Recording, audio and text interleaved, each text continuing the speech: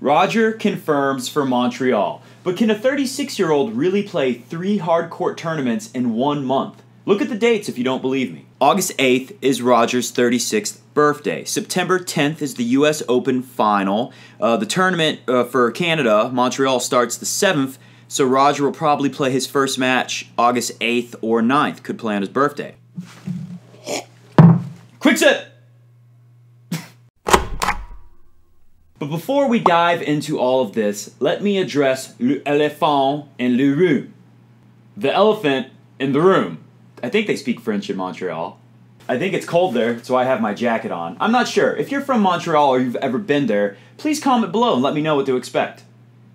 So like I said, l'éléphant in le room. Look what this idiot said, this giant idiot, a week ago. Roll the clip. Roger Federer is going to skip the Canada Masters and go straight to Cincinnati as his only hardcourt prep for the US Open this year in 2017. I apologize for being wrong, Fedheads, but I would much, much rather be incorrect about guessing what tournaments Roger's going to skip than be incorrect about him winning the Australian Open and Wimbledon this year. Yes, I did correctly predict the results at Wimbledon and Australia this year. Whew, it's actually kind of hot in Montreal. Anyways, Roger's going to tough it out and play 2 Masters tournaments on the hard courts back-to-back before the US Open. What does this mean? It means that Roger is serious about the #1 ranking, and not just getting it, but holding it for a long time. Like right now, he holds the record 302 weeks as the world #1 in men's tennis. No one's ever had it that long. And Roger knows that with Djokovic out, we just found out Stan Wawrinka is not going to play in Canada or Cincinnati. Who knows what he's going to do? We know Murray is still dealing with a hip issue, and we know that Rafa tends to not play as well this part of the year, and after Rafa's already had a pretty big year, who knows how he's going to start off at the start of next year. So Roger senses this big opportunity, and if he plays it down to the media that being #1 would be nice, but it's not a big deal to him, I don't believe it. And I definitely don't buy it now that I know that he's going to play in Montreal in the Canada Masters. So Roger sees this opportunity. Not only can he get back to #1, I think he can get so many points that he can hold on to the throne for a long time, maybe even get closer to 400 weeks at #1. Not too crazy of a thought the way things have been going. And hello, Mr. Goat. Welcome. Anyways, so Roger could easily add 2,000 points to his total ranking. I think he could get to 10,000 points, ranking points, by the end of this year, because if he wins the US Open, that's 2,000 more. If he wins Cincinnati or in Montreal, that's 1,000, either one of them. He could win them both. I don't know if he's going to for sure, but he could easily pick up close to 3,000 by the end of the US Open, or at least over. Mr. Goat, come on, buddy. I said he could do it skipping Canada and just playing Cincinnati US Open, but it would be tricky. Now he can really do it by the end of the US Open, and a lot of people are already predicting that. So the big question is, can Roger play 3 tournaments on hard courts, right? If he were to win all 3, that would be 17 matches in 1 month on hard courts. That's got to be tough on a body, especially a 36-year-old body. So check out this tweet from Gabe. Do you think his body will hold up to win all the events? I think so. And then he says, well, if anybody can do it, there is no doubt it's Roger Federer. He is in his best shape of his career. Now, I had the Crunch Time coaching crew look into Gabe and do a little investigation. The guy checks out. He is a legit certified Fed head. He loves Roger. Thanks for the comment. Gabe, by the way, if you guys out there want to tweet at me, follow me at CoffeeBreak10s, T-E-N-S.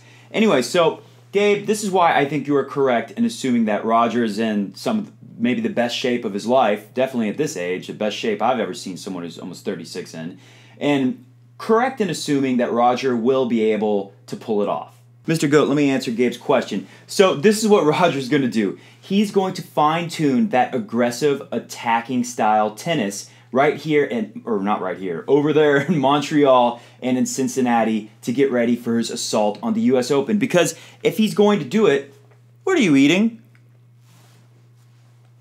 If Roger's going to do it, if he's going to win his 20th major at the US Open, right, 20, that's 10 plus 10, he is going to have to play this attacking style that we saw a lot of this year, right? We saw it at the Australian Open, but it seemed like he was still finding it there. Obviously the one-handed backhand, he kind of transformed that shot into a more aggressive rather than defensive tool. And it's like he got better, hey, Mr. Goat, he got better in Miami and Indian Wells. It was like he fine-tuned it even more and was able to use it even more effectively there. So that's what Roger is going to do. You know, he just left grass. Grass is a great surface to play offensive, aggressive tennis, but he's back on the hard court. That means something. Roger is going to play these tournaments like he has nothing to lose. He doesn't care about winning another Masters as much as he cares about getting to the 20th major at the U.S. Open. So like I said before, I think Roger is going to play these tournaments fearlessly. He's not going to worry about the result. He's just going to be fine-tuning that attacking style tennis because that's going to save energy for him. So he goes to the U.S. Open feeling good. And that's also going to be the way that he wins the U.S. Open. That's the style he has to play. It just so happens to work out for us that that's the same style that's going to save enough energy in the tank for Roger to go through 2 Masters and then go play at the U.S. Open. Now, I got to warn you guys, there's one thing that could happen, and I really hope it doesn't happen, because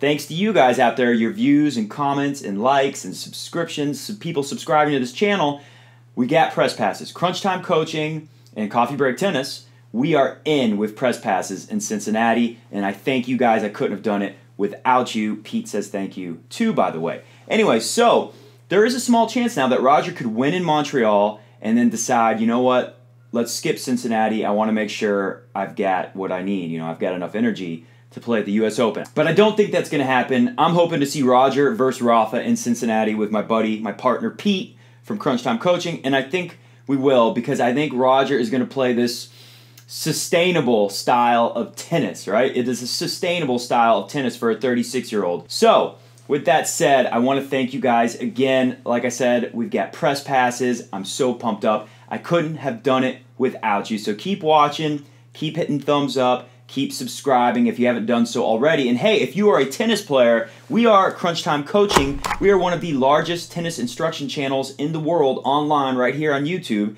So make sure you subscribe to us right now. And hey, if the serve is an issue for you, you are in luck. We just completed a 3-part series, total free 3-part series all about getting power on your serve. So click here right now and start your free training right now. I'll see you guys in there, and I'll see you guys with a lot of coverage now that Roger's going to be playing an extra tournament I wasn't planning on covering. See you guys.